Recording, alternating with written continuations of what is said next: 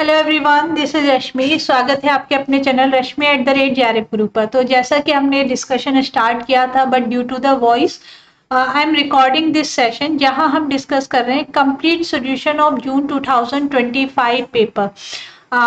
इस सेशन में हम पूरी कोशिश करेंगे कि सभी क्वेश्चंस को हम डिस्कस करें। सो वन बाय वन हम यहाँ पर क्वेश्चन डिस्कस करेंगे एंड ये पीडीएफ में अपने शेयर करूंगी अपने टेलीग्राम चैनल पर। सो आप टेलीग्राम यदि फर्स्ट टाइम चैनल पर आए हैं तो टेलीग्राम चैनल भी ज्वाइन कर लीजिए और इस चैनल को सब्सक्राइब कर लीजिए so that you will get the notification about the classes. Now download the app यदि आप फर्दर प्रिपरेशन करना चाहते हैं of UGC NET or any assistant professor examination. Currently, a recorded course is available for UGC NET December 2025. Live course हम start करेंगे in August 2025. That will be a practice course जहाँ हम सिर्फ practice पर focus करेंगे, क्योंकि man हमने जो देखा, जो analysis किया, it is about the practice. Already आपके concepts clear हैं, but जितना ज़्यादा आप practice करेंगे एग्जाम क्वालिफाई होने के चांसेस उतने इंक्रीज होते हैं। तो हमारा जो प्रैक्टिस बैच हम स्टार्ट करेंगे in August, because currently 2 batch live batch is already running, that is MPPSC assistant professor live batch is running. This vacancy is about to release, क्योंकि अभी यहाँ पर ब्रेक आ गया था, अगेन ये रिलीज होगी। So those who are going to qualify the NET exam, जो NET exam या फिर GRF क्वालिफाई करने वाले हैं, आपके लिए गुड न्यूज है। इट इज दैट कि आप इस एग्जाम में अपेयर हो सकते हैं। So batch is already running, but still if you want, you are interested, you can join this batch, क्योंकि बैच सेकंड बैच मैंने स्टार्ट किया है, batch 1 is already running. Okay, चलिए तो स्टार्ट करते हैं। यहाँ पहला क्वेश्चन है, a non-serial schedule is said to be conflict eligible if conflict equivalent to the some serial schedule. यदि आप किसी नॉन कॉन्फ्लिक्ट के लिए एक कॉन्फ्लिक्ट शेड्यूल बनाते हैं और वो कॉन्फ्लिक्ट शेड्यूल किसके इक्विवेलेंट हो सकता है, सीरियल शेड्यूल के, तो इसको आप कॉन्फ्लिक्ट इलाइजिबल बोलेंगे। यही डेफिनेशन होती है, करेक्ट है ना, according to definition. Second is the definition of view serializability. It is also a correct definition. A schedule is said to be serial if the instruction of participating transaction are interleaving. False है। A schedule is called serial schedule यदि हम एक sequence में transaction complete करें, पहले T1 को complete करें, फिर T2 को, फिर T3, so then it will become the serial schedule, है ना। अभी ये आपका सीरियल शेड्यूल नहीं होगा, so it is false. A conflict eligible schedule will be view also but not a vice versa. Correct है ना, कॉन्फ्लिक्ट है, व्यू हो सकता है बट व्यू है, सो इट मे और may not be conflict eligible. चलिए इस क्वेश्चन को हमको चैलेंज करना है। ऑलरेडी हमने चैलेंज वीडियो में इसको डिस्कस किया हुआ है। Here we have statement A false है, statement A symmetry key cryptography, it is false, and option B is true, है ना। DES में 64 बिट का ब्लॉक होता है, 56 बिट की की होती है, ऑलरेडी हमें डिस्कस कर चुके हैं। So B is not considered here. Now the output of this program, हमने कहा हमारे पास एक पॉइंटर वेरिएबल आई है that will point to some location. We have a variable A की वैल्यू है 12 and we have variable B का value है 2. So now we have to solve. C is equal to, the last calculation will be assigned to C. So we have A is equal to A plus B, that is 12 plus 2, that is 14. Now ये क्या हो जाएगा, value of A, ठीक है। उसके बाद value of B क्या बनेगा, it is 14 divided by 2, that will be 7. Now A again क्या हो जाएगा, 14 multiplied with 7 will be 98. Then B will become 98 minus 7, so it will be 91. और C में क्या स्टोर हो जाएगा भाई, C में स्टोर होगा 91. Now I is a pointer to C. C I का पॉइंटर है, प्रिंट क्या कर रहे हो, प्रीफिक्स लगाया हुआ है, but dereferencing of I, value at I कितना है 91, and minus minus 91 will become 90. Answer क्या हो जाएगा, option 2. Now this is the question from operating system. Operating system से क्वेश्चन लिया गया है। इसमें बोला गया we have to process SJF and RR तो what is the second last process that will be execute. तो यदि आप एसजेएफ की बात करें, शॉर्टेज जॉब की बात करें, P1 से स्टार्ट करेंगे। इनिशियली 3 प्रोसेस सिस्टम में है, शॉर्टेस्ट प्रोसेस कौन सा, P3। तो हम P3 से स्टार्ट करेंगे 4 मिली सेकेंड पर। नेक्स्ट प्रोसेस P1 को शेड्यूल करेंगे, इट विल बी 13 पर जब ये बाहर आ रही है तो remaining 2 process are in the system, ये भी अराइव हो चुकी है। Now smallest, next smallest process देखो, P2 आपका P1 कंप्लीट हो गया, आपका P3 कंप्लीट हो गया, तो नेक्स्ट स्मॉलेस्ट आपकी बन रही है P4 को एग्जीक्यूट करिए 1 यूनिट के लिए। देन नेक्स्ट स्मॉलेस्ट बन रहा है P5 एग्जीक्यूट होगा, एंड इसके बाद फाइनली P2 एग्जीक्यूट होगा। तो सेकेंड फिनिशिंग जो एल्गोरिथम है ना, सेकेंड लास्ट क्या बना, P5 एसजेएफ P5। इसी तरीके से राउंड रॉबिन में जो टाइम क्वांटम है कितना दिया गया है, 10 यूनिट्स दिया गया है। कहाँ से स्टार्ट करेंगे, इनिशियली सिस्टम में 3 प्रोसेस है, P1 P2 P3। स्टार्ट करते हैं, P1 एग्जीक्यूट होगा 9 यूनिट के लिए, बाहर खत्म। नाउ P2 को शेड्यूल करेंगे 10 यूनिट, क्योंकि टाइम क्वांटम 10 दिया हुआ है, सो 19 पर ये बाहर आएगा, रिमेनिंग बस टाइम इज 20। अब आप P3 को शेड्यूल करिए, it will execute for 4 unit, तो ये हो जाएगा 23। नाउ देखिए ये प्रोसेस रिमेनिंग प्रोसेस सिस्टम में आ चुकी है। P4 को शेड्यूल करेंगे 8 यूनिट के लिए, so it will become 31। Then P5 हमारा शेड्यूल होगा 10 यूनिट के लिए, सो 41। देन अगेन P2 को शेड्यूल करेंगे नेक्स्ट 10 यूनिट के लिए, तो रिमेनिंग बस टाइम 10 बचेगा। अब ये 51 पर P5 फिर से शेड्यूल होगा, P5 शेड्यूल होगा ओनली 1, रिमेनिंग बस टाइम कितना बचा था, 1, सो इट विल बी 52। फाइनली आप किसको एग्जीक्यूट करोगे, P2। तो अगेन सेकेंड लास्ट क्या बन रही है, P5। Again second last is P5।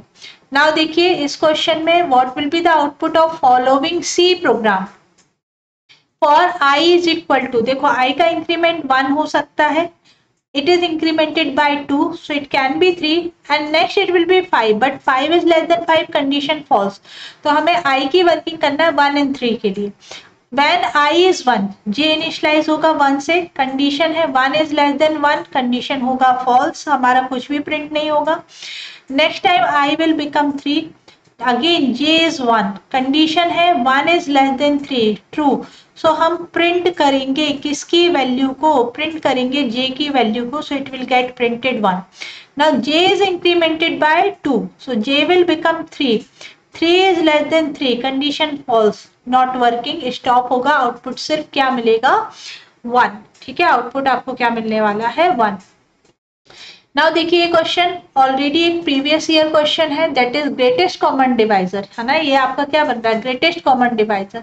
तो 128 एंड 110 का जब आप ग्रेटेस्ट कॉमन डिवाइजर निकालेंगे, इट विल बी 2। ऑप्शन से भी आराम से एलिमिनेट हो रहा है, इट इज ऑप्शन 2, है ना।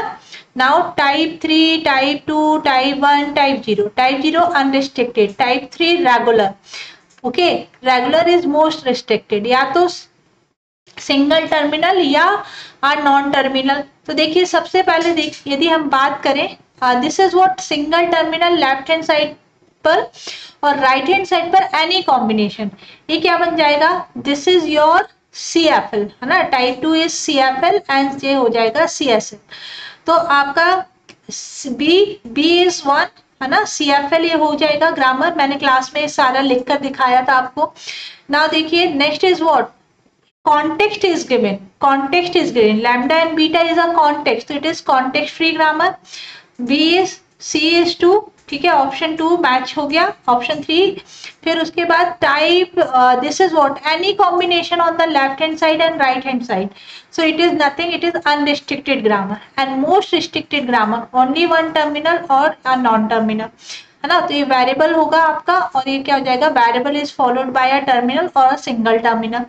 Okay, so it is option regular grammar. Answer क्या बन रहा है, option 3। Now equivalent gray code equivalent to number 8। तो सबसे पहले तो आपको बाइनरी लिख लेना है, किसका, 8 का। 8 का बाइनरी क्या होता है भाई, 1 0 0 0। ग्रे कोड कैसे निकालते हैं, जो मोस्ट सिग्निफिकेंट बिट है इसको एज इट इज कॉपी किया, फिर नेक्स्ट 2 बिट का परफॉर्म करो एक्सॉर, तो डिफरेंट इनपुट पर रिजल्ट होता है 1। फिर नेक्स्ट टू बिट का होगा XOR, so it will give you 0, फिर नेक्स्ट टू बिट का होगा XOR, it will give you 0, so 110 is a grey code, ये आपका ग्रे कोड बनेगा, ठीक है। नाउ देखिए next question, identify the correct statement from the following with respect to spin lock. Spin lock हमने कहाँ पढ़ा था, ऑपरेटिंग सिस्टम में, है ना। तो the name refer to the busy waiting, yes busy waiting में ही हम स्पिन लॉक का यूज करते हैं। होता क्या है कि जब एक प्रोसेस ने क्या किया, आपके रिसोर्स को ऑक्यूपाई कर लिया, तो उस टाइम यदि कोई न्यू प्रोसेस आती है तो new process will wait until the previous process will release it, और एक कंटिन्यूसली रिसोर्स को रिलीज होने के लिए वेट करती रहती है। इसको ही हम स्पिन लॉक बोलते हैं ना, इसको ही आप स्पिन लॉक बोलते हैं या बिजी वेटिंग बोलते हैं in semaphore. They are not useful when the lock are to be hold for short duration of time. देखिए busy waiting it is a concept जब हमारे प्रोसेस या रिसोर्स को ऑक्यूपाई किया गया है।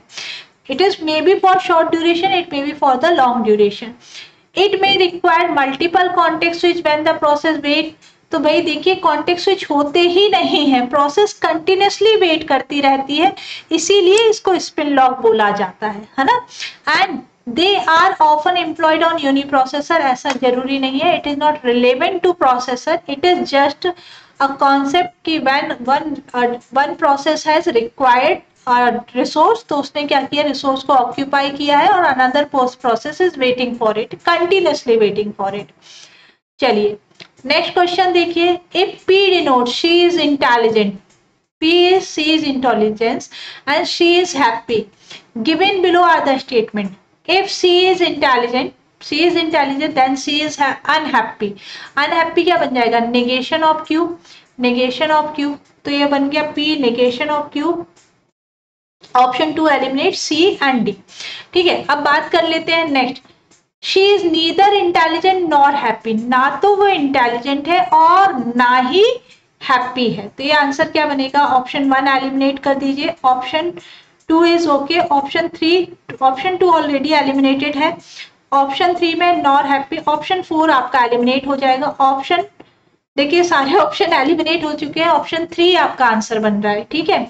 Now it is neither to be intelligent in order to be happy, है ना। तो यदि आपको हैप्पी रहना है तो ये बिल्कुल भी जरूरी नहीं है कि आप इंटेलिजेंट हो, and to be not intelligent is to be unhappy, है ना। तो ये आपका आंसर हो जाएगा option C, option C elimination से भी सॉल्व हो रहा था। Now this is the problem from computer networks unit number 9। क्या बोला जा रहा है, count to infinity distance vector, okay. Then we have यदि हम बात करें count to infinity, A is to option 4 को एलिमिनेट कर दिए। अब बी क्या दिया है, ऑप्शन 3 80216 वाई मैक्स के लिए यूज होता है, एंड 80125 आप ब्लूटूथ के लिए यूज करते हैं। एंड जो ऑप्शन AODV दिया हुआ है, ठीक है, देखिए यहाँ पर पहले फिर बता देती हूँ, IEEE 80216 ये हम यूज करते हैं for WiMAX network, and 8011 wifi के लिए होता है, 8015 it is use for Zigbee, Bluetooth या वाई मीडिया, किसी में भी आप जो वायरलेस पर्सनल एरिया नेटवर्क है वहां जो प्रोटोकॉल यूज हो रहा है दैट इज IEEE 802, ओके। और AODV क्या है, ad hoc on demand distance vector, और इस एक प्रोटोकॉल है जो कि किस नेटवर्क पर काम करता है, मोबाइल एडॉक नेटवर्क्स पर काम करता है। So answer will be option B correct है, ठीक है। नेक्स्ट देखिए, which of the following is not a characteristics of packet switching. Packet switching में क्या होता है, हम मैसेज को स्मॉल साइज के पैकेट्स में डिवाइड करते हैं, यही लिखा है पहला। ईच पैकेट में take the different route, yes, ताकि कंजेशन ना आए। रिक्वायर अ डेडिकेटेड पाथ, जब डिफरेंट रूट ले लें तो डेडिकेटेड पाथ नहीं रिक्वायर्ड है, डेडिकेटेड रिक्वायर्ड पाथ रिक्वायर्ड होता है, डेडिकेटेड पाथ रिक्वायर्ड होता है सर्किट स्विचिंग में। डेडिकेटेड पाथ कहाँ रिक्वायर्ड होता है, सर्किट स्विचिंग में। Support dynamic routing, yes. तो आंसर क्या है, ऑप्शन 3 इज फॉल्स। ये डिफरेंस दिया हुआ है आपको packet switching and circuit switching में, जल्दी से गो थ्रू कर लीजिए। No predetermined path, data packet are received by the router, the route is determined, advance में होता है, सर्किट में पाथ एस्टैब्लिशमेंट होता है, setup work with a fixed bandwidth, it can be flexible, frequency के according change हो सकता है, and order of data packets maintain नहीं होते हैं, रिसीविंग राउटर उनको रीअरेंज करता है, यहाँ डेटा मेंटेन होता है, it follows a sequence, it exist in network layer, और सर्किट स्विचिंग होती है फिजिकल लेयर पर। This kind of method is ideal for data transmission and this method is ideal for voice transmission। जब हम voice telephonic जो communication होते हैं ना, वो सर्किट स्विचिंग के एग्जाम्पल बनेंगे। Now when developing dynamic programming algorithm, sequence is followed, ठीक है, बी और सी से स्टार्ट करना है, बी और सी से। बी कह रहा है recursively define the value of optimal solution, C कहता है characterize the structure of an optimal solution, obviously characterization करेंगे। उसके बाद सी बी आपको दिया हुआ है, then we have to decide, मतलब रिकर्सिवली आप डिफाइन करिए value of optimal solution. Then A कहता है construct an optimal solution for computed information and compute the value of optimal solution typically in bottom of fashion. तो the sequence is, C B तो मिल ही गया था, now compute the value of optimal solution bottom of fashion में, और finally optimal solution construct करेंगे from the computed information. So answer क्या बनेगा, ऑप्शन 4।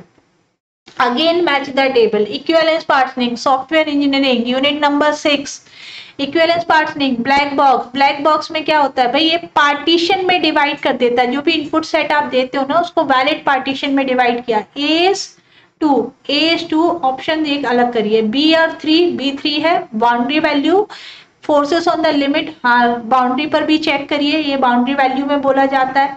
नाउ C is 1 और C is 4, cyclomatic complexity, independent path calculation, option 1 is answer. Decision table testing in which the number of combination of action are tested under various test condition, तो answer क्या होगा, option 1, ठीक है। Now देखिए इन्होंने कहा कि consider the DFA, here we have that generate the set of string over this। Now पहला इन लोग क्या कह रहे हैं, any combination of A B और सी, और फिर उसके बाद उसका पॉजिटिव क्लोजर, ठीक है। तो ये तो ultimately any combination A B C है, and here we require any number of B आप रीड कर सकते हो, बट यहाँ देखो ए रीड करोगे एंड सी इज देयर, है ना, तो ए और सी का एनी कॉम्बिनेशन बन रहा है। यहाँ आप देखिए BC का loop is okay, but only A loop is not there ना, और फाइनल स्टेट भी इनिशियल स्टेट जैसे ही है।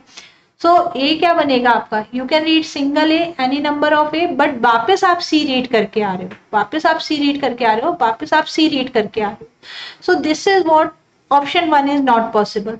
सेकेंड क्या बोल रहे हैं कि string containing any combination of ABC but can have ABC as a substring, है ना, ये देखो ABC का पॉजिटिव क्लोजर लगा है, मतलब ABC any number of ABC will be there as a सब string.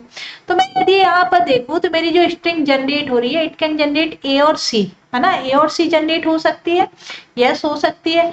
You can see, you can generate any number of B, you can generate any number of C, तो ये option भी आप eliminate कर सकते हो।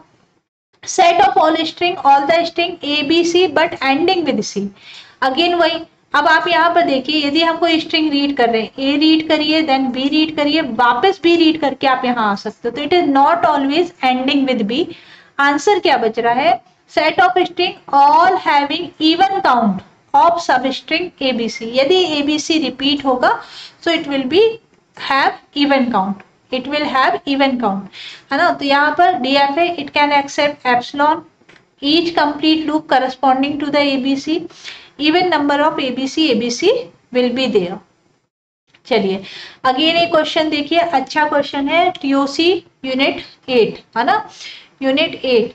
तो यहाँ पर क्या बोला गया कि S can be rewritten as AB, हाँ इसमें आइडेंटिफाई करना है only context free grammar, only context free grammar. तो यहाँ AS लिखा हुआ है, पॉसिबल ही नहीं है। हमने अभी बताया कि इसका फॉर्मेट कैसे होता है, a variable, single variable on the left hand side and any combination of variable and terminal and non terminal का any combination on right hand side। तो ये तो वैसे भी एलिमिनेट हो गया आपका। ना ऑप्शन बी, यहाँ पर देखिए ये CFL की प्रॉपर्टी तो सेटिस्फाई कर रहा है, बट साथ में ये जो ग्रामर है ये आपकी लेफ्ट रिकर्सिव ग्रामर है, बोल सकते हो। इनडायरेक्ट लेफ्ट रिकर्सन यहाँ पर मिल रहा है। So even though it is CFL but left recursive as well. इन्होंने पूछा ओनली CFL, तो इसको अलग किया। Now we have S can be rewritten as AS, S can be written A, and A can be rewritten A. So here we have yes, it is satisfying the property, है ना। क्या यहाँ पर left recursion बन रहा है? तो option C, grammar सी, है ना। ये सिंपली आपकी कॉन्टेक्स्ट फ्री ग्रामर है, इसमें किसी भी तरीके का लेफ्ट रिकर्सन नहीं है।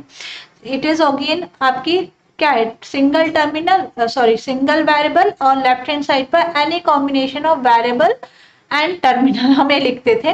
तो यहाँ पर भी सेम प्रॉपर्टी सेटिस्फाइड हो रही है, but S can be rewritten as SP and A can be rewritten as AA। Okay, एक तो पहली चीज की ये जो प्रोडक्शन है वो यूजफुल नहीं है। Second, here we have again left recursion, है ना, ये लेफ्ट रिकर्सन पर जा रहा है। So we have option C and D is correct. ठीक है, ऑप्शन C और D करेक्ट होगा। इस क्वेश्चन को मैंने कहा चैलेंज करना है। क्यों करना है? क्योंकि यहाँ पर गिवन DFA ही नहीं है। There is no transition for B, there is no transition for C। बिल्कुल चैलेंज करिए। नाउ देखिए, the transformation of data from main memory to cache memory, क्या बोलते हैं? Data exchange? नो, एक्सचेंज नहीं, मैन मेमोरी से कैशे में डालना है, इसको बोलते हैं mapping. We have 3 type of mapping, direct mapping, associative mapping and set associative, है ना। तो ऑप्शन C है, करेक्ट है। 2 मार्क्स का क्वेश्चन, बहुत easy. Consider the relation T1, है ना। T1 में क्या दिया हुआ है? ABCDE। अभी कौन से ऑर्डर में? तो देखो, EB can determine C, cancel कर दो। D कैन डिटरमाइन E को अलग कर दो। A कैन डिटरमाइन B अलग कर देते हैं। तो बचा क्या? B अलग करेंगे तो बचा क्या? We have AD। क्या AD की है? एक बार चेक भी कर लेते हैं। AD इज अ की, AD can determine AD। Now D can determine EA can determine B and EB can determine C। Yes, it is अ की। तो यहाँ क्रिएट कर रहा है पार्शियल डिपेंडेंसी। पार्शियल डिपेंडेंसी है तो रिलेशन किस में होगा? T1 is in 1NF। T1 किस में आएगा? 1NF में। तो T1 is not 3NF, correct है। फिर भी T2 को भी चेक कर लेते हैं। T2 क्या बोल रहे हैं? A, B, C and D। Now C can determine A, अलग करो A को। A कैन डिटरमाइन B, अलग करिए। Now A can determine D, A can determine D की क्या बन रही है? C। अब C डिटरमाइन A हो रहा है, ठीक है, लेकिन now you can see C determine A and A can determine B, transitivity है। तो ये रिलेशन किस में आएगा? 2NF में। पार्शियल डिपेंडेंसी तो नहीं है, बट T2 इन 2NF। तो आंसर क्या होगा? Option 3 is correct. यहाँ देखिए क्या बोला जा रहा है, what is the total swap time in the system for 15 MB process with the transfer rate of 30 MB, given that there is an average latency of 12 millisecond and however no head seek is involved. Head seek time नहीं है, 15 MB को read करना है ना, और जो transfer rate है वो 30 MB है। स्वैप इन में भी कितना टाइम लगेगा? 15 MB ही ट्रांसमिट करोगे और 15 MB स्वैप आउट करोगे। तो इसको करना क्या होगा आपको? देखिए, सबसे पहले हमने कहा कि जो ट्रांसफर टाइम क्या बन रहा है, time taken to transfer 15 MB process at the rate of 13 MB। Process size, transfer rate 15 MB, 13 Mbps, बचेगा 0.5 सेकेंड। डन। अब वन स्वैप में ट्रांसफर टाइम प्लस लेटेंसी, ठीक है, since there is an average latency of 12 millisecond, average latency of 12 millisecond, 12 millisecond को convert कर लीजिएगा into the second, ठीक है, इनटू सेकेंड। सेकेंड में कन्वर्जन के लिए क्या करना होगा? It is 12 should be divided bye 1000, तो ये बन जाएगा 0.012 सेकेंड्स, ठीक है। तो आपका वन स्वैप ऑपरेशन 0.152, तो एक स्वैप ऑपरेशन, एक swap in and swap out, है ना, total swap 0.512 plus 512, it will B 1.24 second. Answer क्या हो जाएगा? ऑप्शन 1। गॉट इट, है ना, ये बनेगा ऑप्शन 1। नाउ देखिए क्वेश्चन गेट पीवाईक्यू का है, हमने क्लास में डिस्कस भी किया था, गेट प्रीवियस ईयर से पूछा गया है ना। और यहाँ आंसर क्या है, if for all X Y belongs to G X Y square then X क्या होता है, कम्यूटेटिव होता है। ये गेट का क्वेश्चन है, GATE 2020 question number 17। Okay, now देखो, in a group of 120 people 65 eat the rice, total कितने हैं 120 है, राइस कितने हो गए 65, ब्रेड 45 कर्ड वाले मिल रहे हैं 42, 20 है जो राइस एंड ब्रेड दोनों यूज करते हैं 20, फिर आपने कहा 25 राइस एंड कर्ड 25 है, एंड 15 है जो curd and bread and curd it is 15, and 8 है जो तीनों है ना, R intersection B intersection C it is 8। Which of the following is the number of people who eat at least one of the 3 item? ठीक है, जो at least 3 one of the 3 item होगा। तो यहाँ पर देखिए यूनियन निकालना है आपको, so it will be R union B union C। okay, so we will फॉर्मूले में हमने वैल्यू पुट करी, so we will get R union B union C। तो ये क्या मिलेगा, ईदर और, है ना, ईदर और। तो जब आप इसको सिंप्लीफाई करेंगे you will get 100।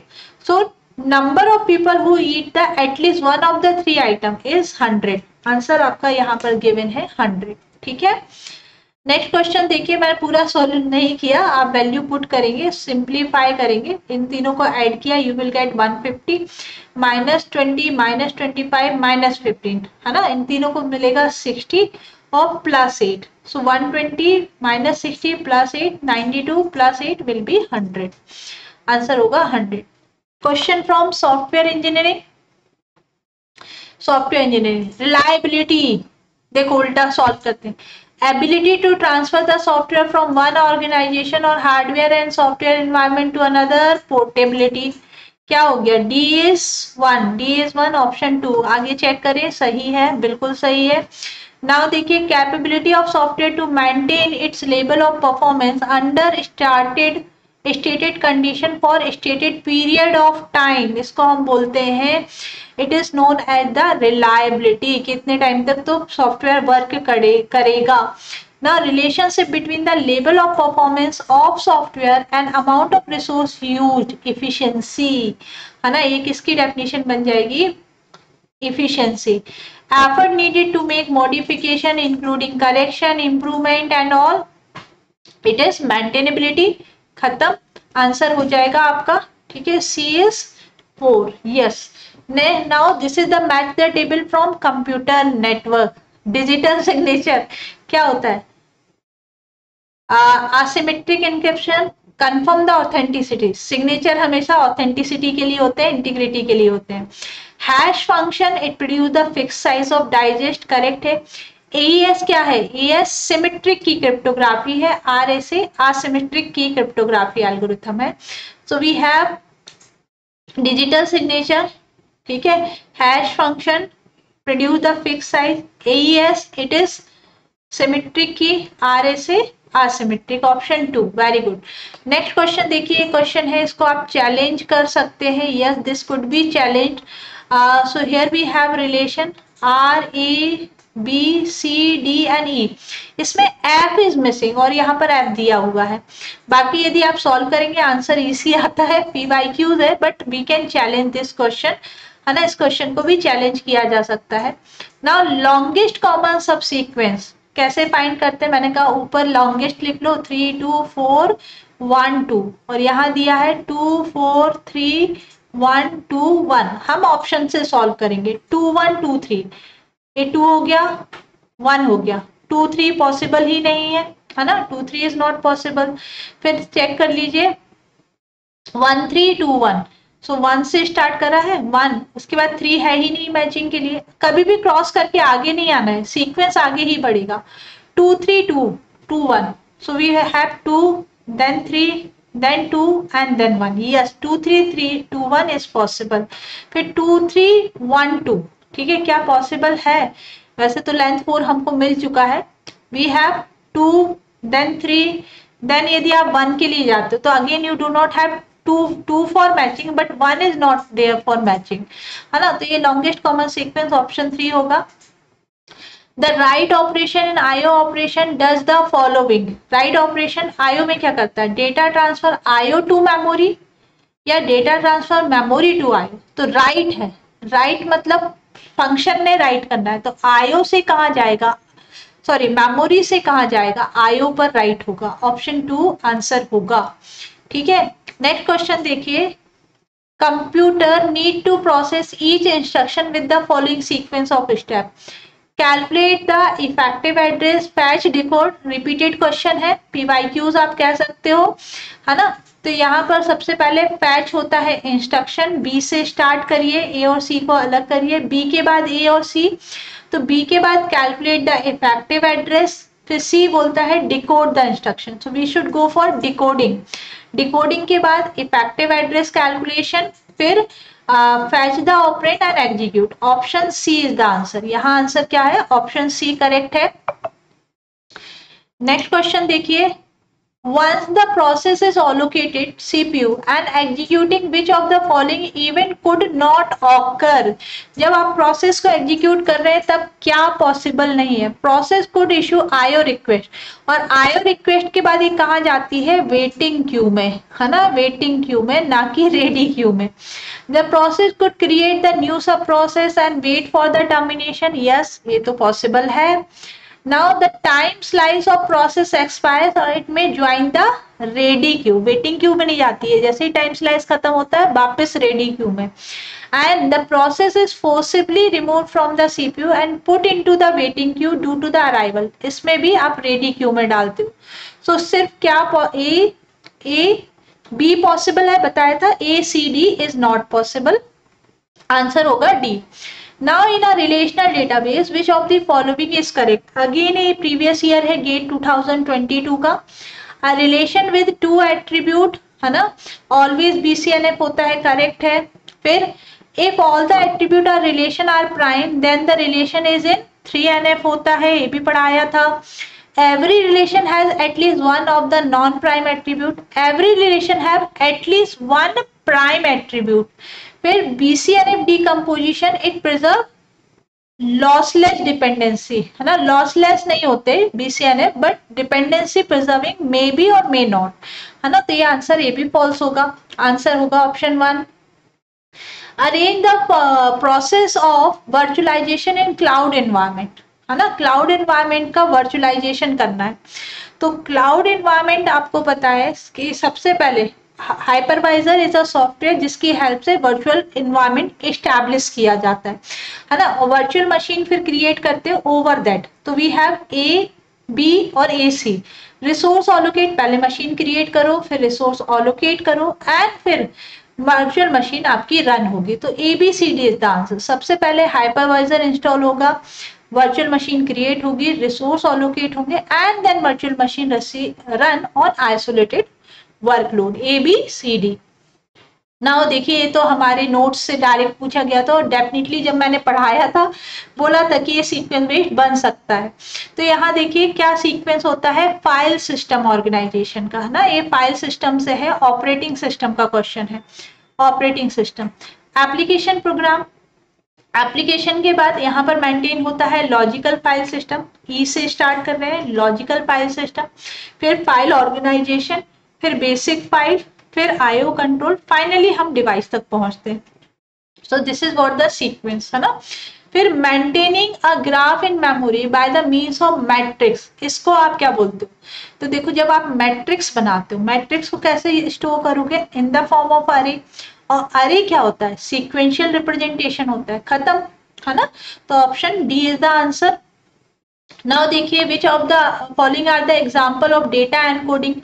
Non return to zero होता है, मैनचेस्टर होता है, एम्प्लीफिकेशन, मॉड्यूलेशन, है ना। ये मॉड्यूलेशन सिग्नल मॉड्यूलेशन और डीमॉड्यूलेशन की टेक्निक है, ना कि एनकोडिंग टेक्निक है। Hamming code, Hamming code data transmission के लिए यूज होता है। Bipolar EMI, yes it is correct.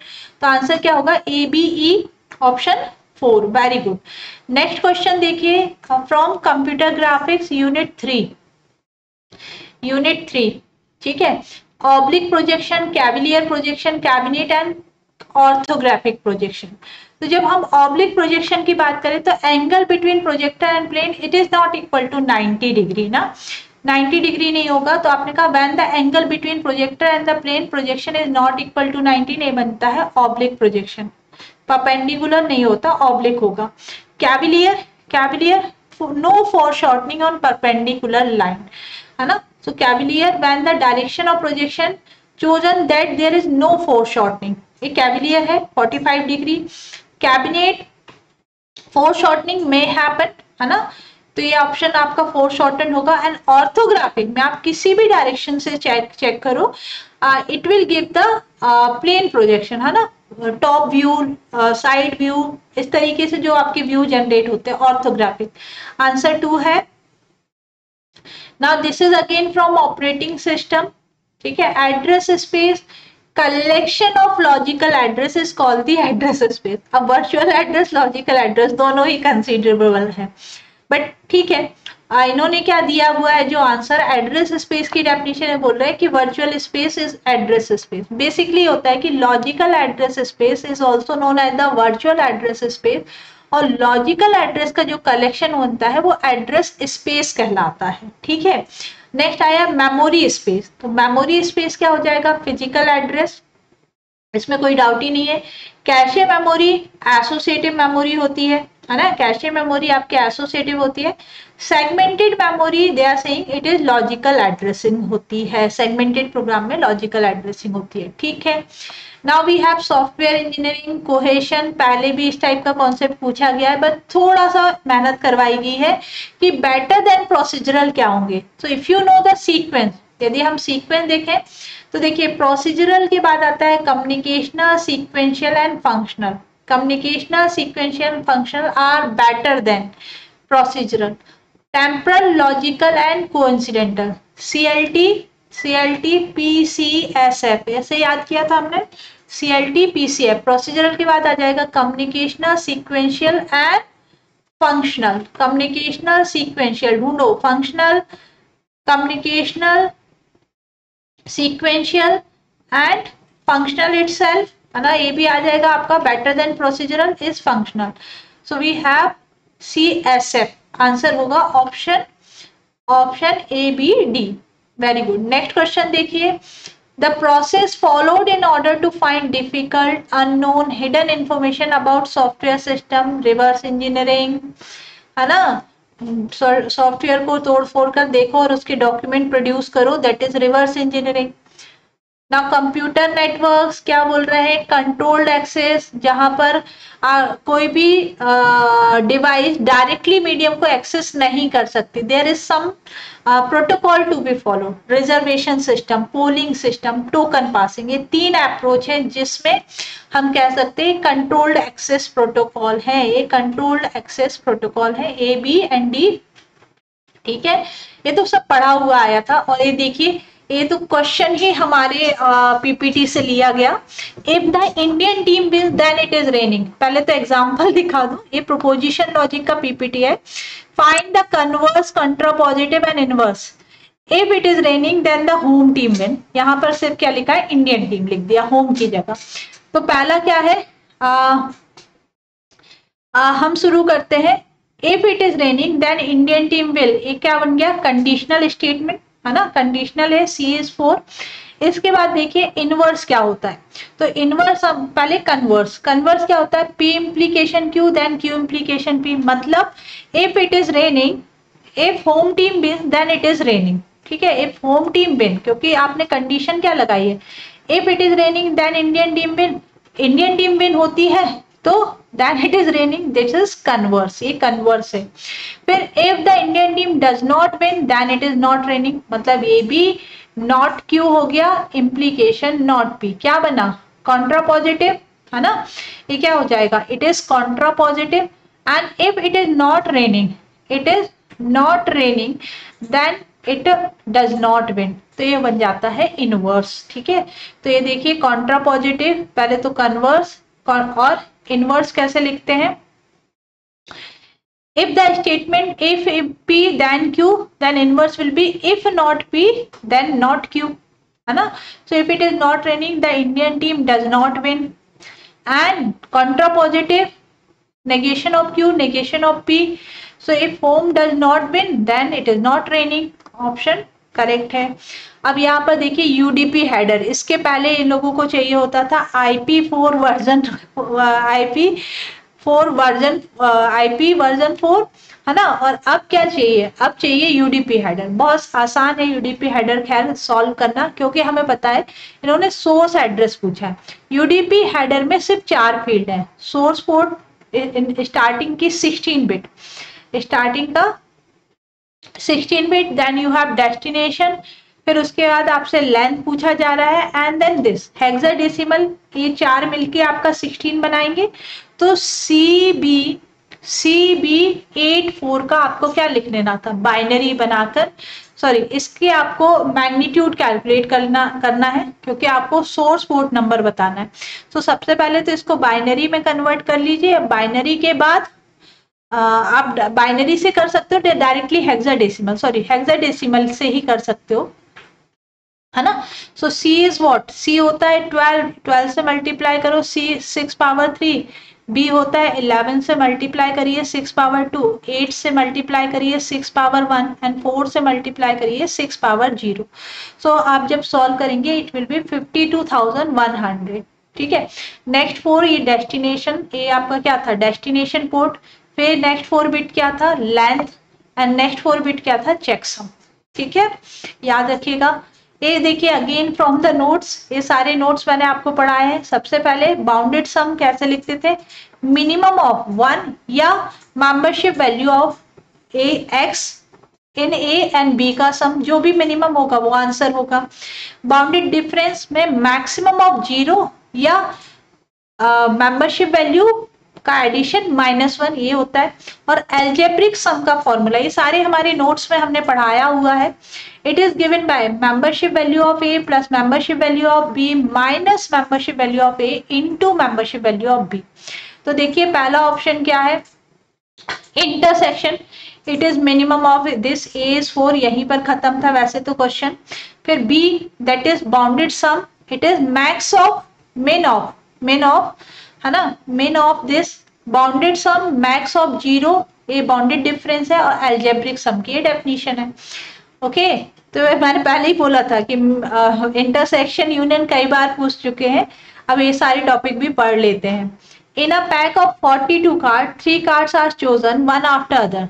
Find the number of way it can be done in without replacement. Replace नहीं करना है, रिप्लेस नहीं करना है. तो भाई सीधा सा फॉर्मूला है क्या, the number of permutation of an item taken k at a time given by the formula factorial n upon n minus 1 k का फैक्टोरियल. 42 कार्ड में से 3 कार्ड आपको लेना है एट अ टाइम. ठीक है, तो सिंप्लीफाई कर लीजिए. 42 फैक्टोरियल को लिखेंगे 42 इंटू 41 इंटू 40 डिवाइडेड बाय कितना आ जाएगा 39 तक, 39 factorial, and it is 39 factorial. Cancel करिएगा, बचेगा 42 इंटू 41 इंटू 40, आंसर हो जाएगा 6880. Now consider the boolean function x y z, x y complement z complement, है ना. इसमें आपको फाइंड आउट करना है sum of product, complete SOP.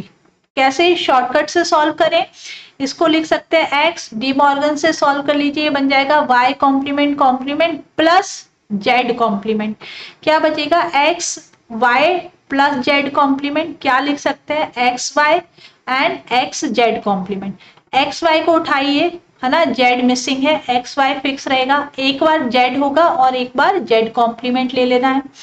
X z में वाई मिसिंग है, एक्स जेड कॉम्प्लीमेंट फिक्स रहेगा, y कॉम्प्लीमेंट एंड y, ये 4 टर्म बनी. आंसर क्या हो जाएगा, you will have x y z plus x y z complement. X y z complement 2 बार आ रहा है, एक बार ही लिखते हैं, x y complement z complement. Answer क्या है, ऑप्शन 4. कोई के मैप की जरूरत नहीं है, किसी चीज की जरूरत नहीं है, डायरेक्ट शॉर्टकट आंसर ऑप्शन 4.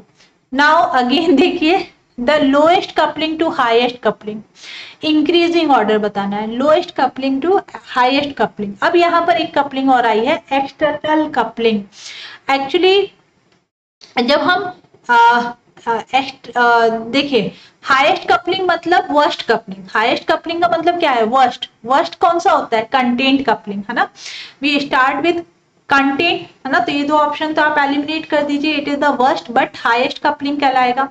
अब इसके बाद देखिए ई के बाद ए या डी, तो कंटेंट कॉमन, ये हम याद करते थे, content then common, so content के बाद कॉमन मतलब ए, ऑप्शन 3 बन रहा है। बट फिर देखिए सीक्वेंस क्या होता है, कंटेंट कॉमन एक्सटर्नल, कंट्रोल हम कैसे, हमने याद किया था C C C S D, content common control stamp and data, और इनके बीच में यहाँ पर आ जाती है आपकी एक्सटर्नल कपलिंग। वैसे आंसर आपका डन है, ऑप्शन 3 है, ठीक है। यदि आपको कंटेंट एंड कॉमन भी याद है that will be sufficient. Which of the following not a software characteristics, myths के बारे में पूछ रहे हैं। तो software does not wear out, देखो सॉफ्टवेयर हार्डवेयर जैसे खराब नहीं होते, हाँ ये होता है कि डिट्रॉइट होते जाते हैं। डिट्रॉइट मीन्स ये हो सकते हैं कि हाँ परफॉर्मेंस, या जिसको हम बोलते हैं कि एक टाइम के बाद यूजलेस हो जाते हैं। क्यों, क्योंकि हम इसको लेटेस्ट टेक्नोलॉजी या लेटेस्ट सॉफ्टवेयर या ऑपरेटिंग सिस्टम पर यूज नहीं कर सकते हैं, है ना। तो वियर आउट नहीं होते या डिट्रॉइट नहीं होते कि आप इनको अलग कर दीजिए। हाँ सॉफ्टवेयर फ्लैक्सिबल होते हैं, बिल्कुल होते हैं। Software is not manufactured, true है, software is not manufactured, it is developed, हम सॉफ्टवेयर को डेवलप करते हैं, मैन्युफैक्चरिंग हार्डवेयर की होती है। And software is always correct, ठीक है, ऐसा भी नहीं है। तो which is not a characteristic, it is not correct, है ना, ये आपका आंसर डी बनेगा। Which of the following uses greedy, Kruskal, Huffman, Bellman Ford. Kruskal Huffman नहीं, बेलमैन फोर्ड होती है डायनेमिक प्रोग्रामिंग पर बेस्ड, बेलमैन फोर्ड होती है dynamic programming. Dijkstra's, Kruskal and Huffman correct है। ये देखिए एक एम्प्लॉय रिलेशन दिया है, ठीक है, एम्प्लॉय रिलेशन दिया है, कंपनी दिया हुआ है, ओन दिया है। Which of the following relational expression return the set of EID on all the brands. अब जैसे ही ऑल आया, ऑल ब्रांड्स की बात हुई, ऑन करना है, ठीक है, और return the set of EID, है ना। तो relation that return the set of EIDs, EIDs आपको कहाँ मिल रहा है, आपको एम्प्लॉय में मिल रहा है, कंपनी में मिल रहा है, and then you have on EID, that is EID यहाँ है, ये दो आपको चाहिए, ठीक है। अच्छा लेकिन जो ब्रांड्स है, ब्रांड्स आपको किस में फाइंड आउट होगा, it is available in CID that is also label on, ठीक है। तो बस यहीं से आप बात कर सकते हो कि on all the brands company है, ठीक है, CID item name and C name, इससे ऑल ब्रांड्स आपकी डिटेल यहाँ मिल जाएगी। और हु इज ऑनिंग, तो ऑन रिलेशन को हम डिवाइड कर दें, है ना, यहाँ दो एट्रीब्यूट है EID एंड CID, इसको हम डिवाइड कर दें ओनली CID से, तो we will get all the employee ID, sorry all the EID दो जो इसको ऑन कर रही है। तो यहाँ से हमने क्या किया, कॉम्प से सिर्फ आपने CID निकाला, है ना, कॉम्प से आपने क्या प्रोजेक्ट करके CID निकाला और डिवाइड कर दिया। ऑल रिलेशन कब सेटिस्फाई होता है, डिवाइड ऑपरेशन में। देखिए यहाँ मल्टीप्लिकेशन हो रहा है, प्रोजेक्ट है, वैसे भी एलिमिनेशन से सॉल्व हो जाएगा, है ना। Cartesian product will not give you all the value, it should be given by divide operation, and divide operation सिर्फ ऑप्शन 1 में है। Now again from computer networks, in stop and wait protocol या stop and wait system, the bandwidth of line is 1 Mbps, ठीक है, bandwidth आपको दे दी 1 Mbps की, ठीक है, इसको हम क्या लिखते थे 10⁻⁶ बिट्स पर सेकेंड। फिर इन्होंने कहा 1 बिट टेक 30 मिली सेकेंड, एक बिट को ट्रांसमिट करने में 30 मिली सेकेंड। अब ये सेकेंड हो गया, ये सेकेंड हो गया, मिली सेकेंड में कन्वर्ट को, मिली सेकेंड को सेकेंड में कन्वर्ट कर लेंगे। आंसर क्या करना है, bits. Bandwidth delay product, bandwidth delay product का फॉर्मूला सिंपल सा ये होता है, bandwidth into round trip time, it will become bandwidth delay product, है ना। तो बैंडविड्थ कितना दिया है, 1 × 10 Mbps बता दिया। और इसको मैंने बताया था थोड़ी देर पहले कि जब आपको मिली सेकेंड को कन्वर्ट करना है इनटू सेकेंड में, तो डिवाइड करना पड़ता है 1000 से, तो ये आपको दे देगा 0.03। अब लेकर दोनों को मल्टीप्लाई कर दो। बेटर वे यही था कि हम क्या करते, 10 power 6 10 power -3 it will give you 10 power 3 13 to 10 power 3 30,000 bits is the answer, है ना। 30,000 बिट्स आंसर हो जाएगा। Now write through and write back. Write through में क्या होता है, देखो कैशे होता है, मैन मेमोरी होता है। तो राइट थ्रू ये बोलता है कि जब आप कैशे को अपडेट कर रहे हो तब मैन मेमोरी को भी अपडेट करो, ये राइट थ्रू का कॉन्सेप्ट है। और राइट बैक क्या बोलता है, राइट बैक बोलता है कि पहले कैशे में राइटिंग पूरी कर लीजिए और जब आप उस ब्लॉक को हटाएंगे तब आप बाद में मैन मेमोरी अपडेट करेंगे। So in write through policy only cache is updated, false दोनों अपडेट होंगे। Write back policy both cache main memory interchange कर दिया ना इनने, तो ये भी false. Cache coherence problem exist in multi processor with private cache because of the need of shareable data, है ना। तभी प्रॉब्लम आता है जब शेयरेबल डेटा है और अलग अलग कैशे, अलग अलग प्रोसेसर अपना अपना कैशे का यूज कर रहे हैं। Cache coherence is solve by the means of hardware. तो एक्चुअली कैशे कोहेरेंस प्रॉब्लम को सॉल्व करने के लिए जो टेक्निक यूज होती है, जैसे हम लोगों ने लास्ट टाइम पढ़ा था, स्नूपिंग प्रोटोकॉल यूज होता है। तो it is implemented with the help of hardware. तो सी एंड डी जो कि ऑलरेडी गिवन है answer, C and D is the answer. Now technique for clipping, computer graphics, Cohen Sutherland, है ना, scan line नहीं होता, गलत टिक हो गया, इट इज कोहेन सदरलैंड, ठीक है। नेक्स्ट देखिए, द पॉजिटिव इंटीजर, ये भी पीवाईक्यू से प्रेरित क्वेश्चन है। The positive integer selected at random, the set of positive integer not exceeding 200, which of the following is the probability that selected number is divisible by 2 or 5। तो पहले हम क्या निकाल लें, the number, the how many time the number is going to be divided by 2 or 5, मतलब 2 union 5 calculate करना है, तो you have to find out 200 divided by 2 कितने टाइम हो सकता है, प्लस 200 डिवाइडेड बाय 5 आप देखोगे, माइनस क्या करोगे 200 डिवाइडेड बाय 2 एंड 5 बोथ, तो ये आपको मिल जाएगा 100 प्लस 40 माइनस ये होगा 10 20, ठीक है। सो जो 2/5 ये मिलेगा आपको 140 minus it will be 120, 120 time ऐसा होगा, ठीक है, 120 time, then it can be divided by either 2 और 5, देन प्रोबेबिलिटी। सो भाई डिविजिबल बाय 2 और 5 and total number of integer, 120 divided by 200, simplify करिए यू विल गेट 3/5, ठीक है। आंसर क्या आएगा 3/5। ये भी पीवाईक्यू है, गेट प्रीवियस ईयर क्वेश्चन में हमने डिस्कस किया था। Arrange the step involve when the user enter a URL in browser and access a website. तो यूआरएल एक्सेस करने के लिए ब्राउजर में सबसे पहले क्या डालते हो, यूआरएल डालते हैं, यूआरएल को एंटर किया, ठीक है, बी और ए को इसको अलग किया। अब इनका सीबी और सीए, तो ए क्या बोल रहा है डीएनएस रिजॉल्व होगा और बी क्या बोल रहा है, बी कह रहा है HTTP request, no option A. तो सबसे पहले सी देन ए, डी पर गए वेब पेज, आईपी एड्रेस मिलेगा, डीएनएस रिजॉल्व करेगा, आईपी एड्रेस जनरेट होगा, आईपी एड्रेस पर फिर रिक्वेस्ट जनरेट होगी and then web page display होगा। So we will have option 4, ठीक है। यहां पर देखिए नेक्स्ट क्वेश्चन है, we have consider the following table defining the sample input and corresponding target value of perceptron model।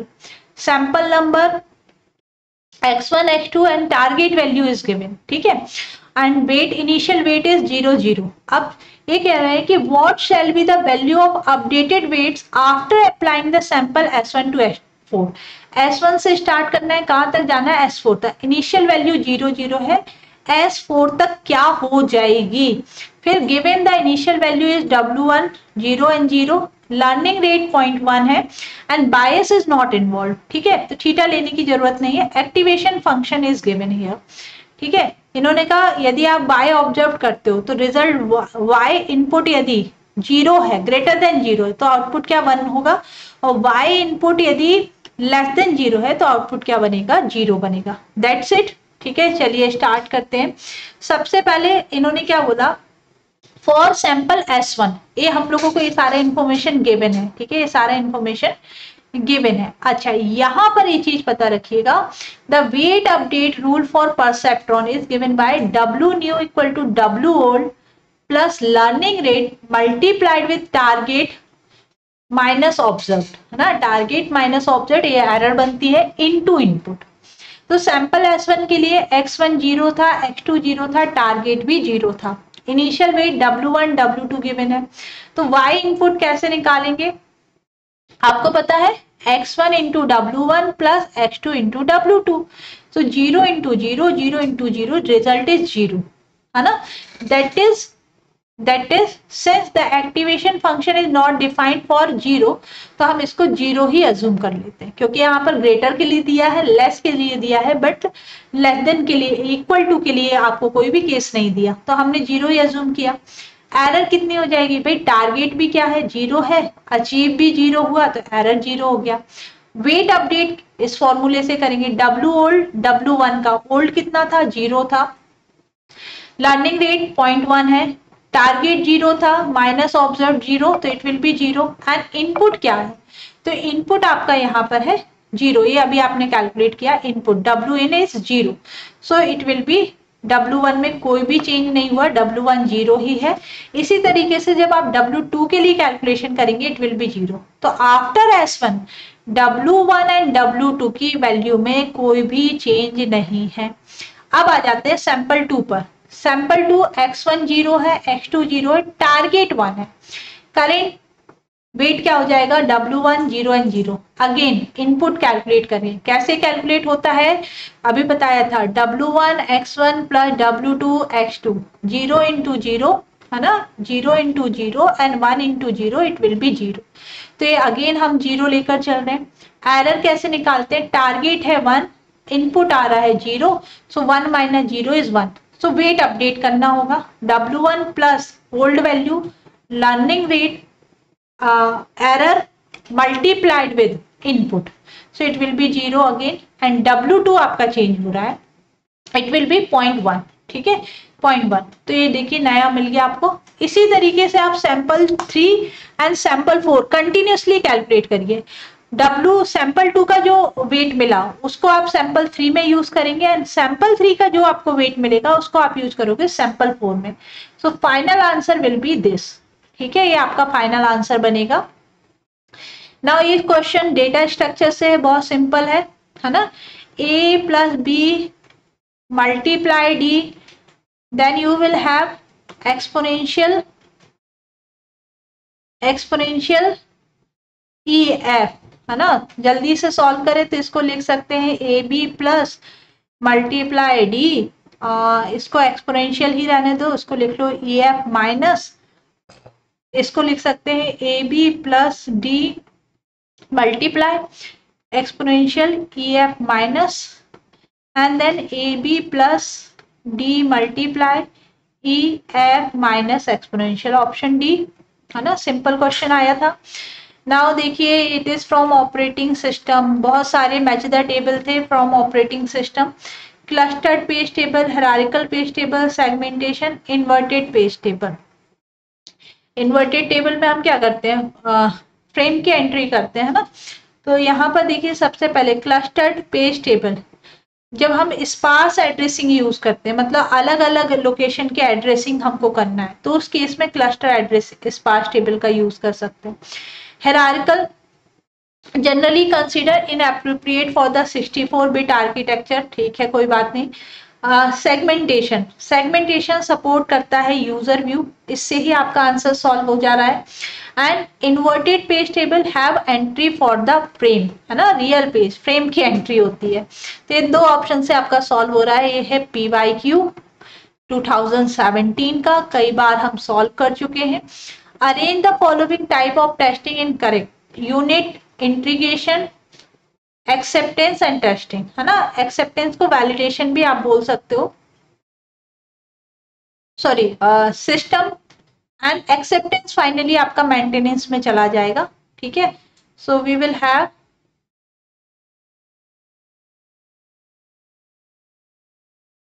Unit हो गया, इंटीग्रेशन हो गया, इंटीग्रेशन के बाद system and acceptance. Acceptance testing उसमें भी जाता है आपका ब्लैक बॉक्स टेस्टिंग। नाउ देखो ये क्वेश्चन यूजीसी नेट 2019 से मिलता जुलता है। स्ट्रिप हमने कई बार पढ़ा है, एक्शन ओरिएंटेड होती है, एक्शन सेंट्रिक होती है, तो ये तो फॉल्स हो गया। Feature describe the state of world, correct है, ठीक है। Strip representation, action comprise of pre condition and effect, yes action का यही मीनिंग होता है। And strip can directly define conditional effect. Without action, without precondition, conditional effect cannot be defined. तो B and C is the correct answer. ठीक है, B और C correct answer होगा। Now Meckel's quality factor याद करिए, 11 quality 1 2 3 4 5 6 7 8 9 10 10 quality factors है आपके, 1 2 3 4 5 6 7 8 9 10 11, वही मैंने कहा 11 थे। सो 11 क्वालिटी फैक्टर है। मेंटेनेबिलिटी, यूजेबिलिटी, इंटीग्रिटी, फंक्शनैलिटी नहीं होती, correctness, reliability, efficiency, testability, flexibility, portability, usability and interoperability. कहा था याद रखना, मैच द टेबल आ सकता था मेरे अकॉर्डिंग, लेकिन यहाँ पर इन्होंने डायरेक्टली क्या दे दिया, आइडेंटिफाई करने को दिया, ABC इज आंसर। इस टाइप का क्वेश्चन भी आपने सॉल्व किया हुआ है। Equivalent pointer expression for referring the element, AR, M, N, index दिए हुए हैं, 0 दिया हुआ है ना। तो बेस एड्रेस आपका ये क्या होगा, base address of linear array, उसमें आप ऐड करोगे 2 डायमेंशन अरे का इंडेक्स, उसमें ऐड करोगे 3 डायमेंशन का इंडेक्स, और उसमें आप ऐड करोगे 4th डायमेंशन का इंडेक्स, बस यही कॉन्सेप्ट होता है। तो सबसे पहले वैल्यू AR प्लस M क्या मिल जाएगा, इसके बेस एड्रेस से इस इंडेक्स का एड्रेस मिला, उस इंडेक्स के एड्रेस में आपने ऐड किया n, तो you will get address of 2 dimension, है ना, एड्रेस ऑफ 3 डायमेंशन हो गया ये, है ना, एड्रेस ऑफ 2nd डायमेंशन, और 2nd डायमेंशन में जब आपने 3rd ऐड किया और फिर वहां जाकर आपने वैल्यू रीड की, तो आंसर विल बी 4, है ना, आंसर क्या होगा 4। इस टाइप का मैंने ऑलरेडी आप लोगों को PDF शेयर किया था, इमेज शेयर किया था टेलीग्राम चैनल पर, टाइम टू टाइम मैं देती रहती हूँ इंपॉर्टेंट पॉइंट्स, है ना।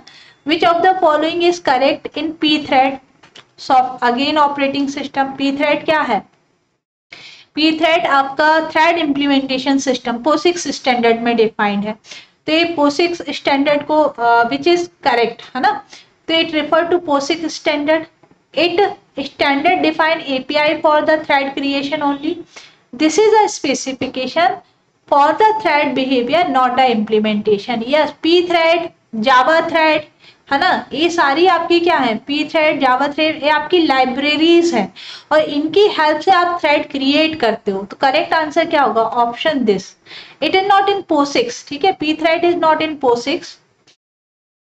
चलिए next question from compiler design, ठीक है, कंपाइलर डिजाइन से ही आपका कॉम्प्रिहेंसिव भी पूछा गया था। तो arrange the following parser in increasing order of their power of handling grammar from least powerful to the most powerful। least powerful LL0 सबको पता है, तो इसको तो अलग करो, इसको अलग करो, LL0 LR0 करेक्ट है, फिर SLR होगा। अब यहाँ डिसाइड करना है LA-LR1 और LR1, तो भाई देखो LA-LR1 और CLR1, है ना, जिसमें हम लुक अहेड सिंबल 1 है, तो CLR is most powerful then LA-LR, तो आंसर क्या बन रहा है आपका ऑप्शन 3, ऑप्शन 3। नाउ देखिए right sequence of CPU program for input will be, input CPU program ये क्या हो जाएगा, इट इज योर प्रोग्राम डायो, ठीक है, प्रोग्राम डायो का हमने सीक्वेंस पढ़ा हुआ है। सबसे पहले हाँ, इस क्वेश्चन को भी हम चैलेंज कर सकते हैं, प्रोग्राम डायो वाला, ठीक है। सबसे पहले क्या होगा, it read the status register, ये देखिए read the status register, flag check होता है, फ्लैग चेक होने के बाद डेटा को रीड किया जाता है एंड देन डेटा को ट्रांसफर किया जाता है। तो your option should be ABCD, है ना, यहाँ ऑप्शन क्या हो जाएगा ABCD। ओके नेक्स्ट देखिए which of the following is height balance, already discuss किया, ABL और रेड ब्लैक है, B-tree भी होता है, we can also challenge this question, but इस टाइम जो जनरली हम डिस्कशन में करते हैं वो ABL और B-tree है ना, ABL और रेड ब्लैक है। This is we have to challenge it, है ना, इस क्वेश्चन को भी चैलेंज करना है। क्यों? क्योंकि देखो online database is used in it is OLAP is used in database, ठीक है। फिर डेटा ट्रांसफॉर्मेशन इन्वॉल्व, ये ट्रू है। Classification measure the accuracy, no, classification does not measure the accuracy. K means की डेफिनेशन करेक्ट है। Pattern evaluation, ADE should be answer, but ये given नहीं है। ADE आंसर होना चाहिए था यहाँ पर।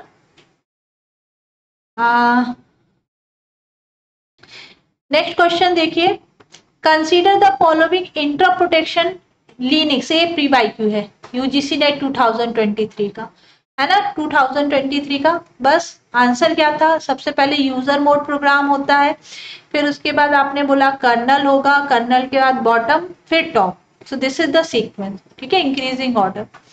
नाउ देखो ये आपका डिस्क्रीट मैथ्स है, सिंपल सा। m और n एक दो पॉजिटिव नंबर लेना है, कोई भी दो पॉजिटिव नंबर। यदि n is not equal to 1 है तो m की वैल्यू लेस देन होगी m इंटू n से, 2 इंटू 3 से होगी, yes. So it will be 2 is less than 6, correct है। k यदि कंपोजिट है, अब k क्या ले लेते हैं, सपोज 6 ले लेते हैं, है ना, तो 2 इंटू 3 कंपोजिट नंबर मिल रहा है, तो 2b सॉरी m भी 1 से ग्रेटर होगा, m भी 1 से ग्रेटर है, and n should be greater than k। n की वैल्यू कितनी आ रही है, 6, n की वैल्यू कितनी आ रही है, 3, और k की वैल्यू कितना आ रहा है, 6, सो इट इज फॉल्स, ये फॉल्स हो जाएगा।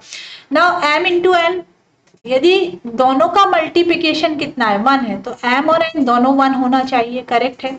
यदि k कंपोजिट है, फिर से यही लेते हैं, और 6 इज 2 इंटू 3 है, तो m is greater than m होगा, और है ना m इज ग्रेटर देन 1 होगा, और 3 इज लेस देन k होगा, करेक्ट है। तो ABCD आंसर क्या बन रहा है यहाँ, ऑप्शन 1 ACD।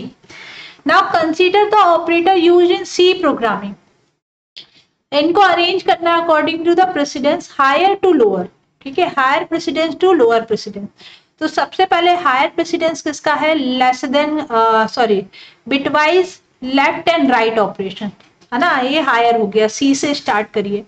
फिर उसके बाद आ जाएगा कंपैरिजन, D, C के बाद D, फिर आ जाएगा लॉजिकल एंड A, फिर उसके बाद आ जाएगा कंडीशनल E, एंड फिर उसके बाद आएगा assignment, so we will have B, answer C। चलिए रिमेनिंग क्वेश्चन हम लोग डिस्कस करेंगे in the next part, this is the part 1।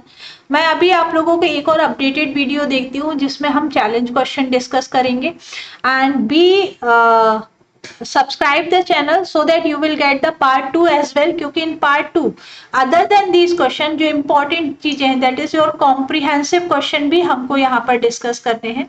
So tomorrow positively I will provide it, as now I have batch for the MPPSC, so that's why मैं next जो content है, ठीक है, I will provide you in the next session।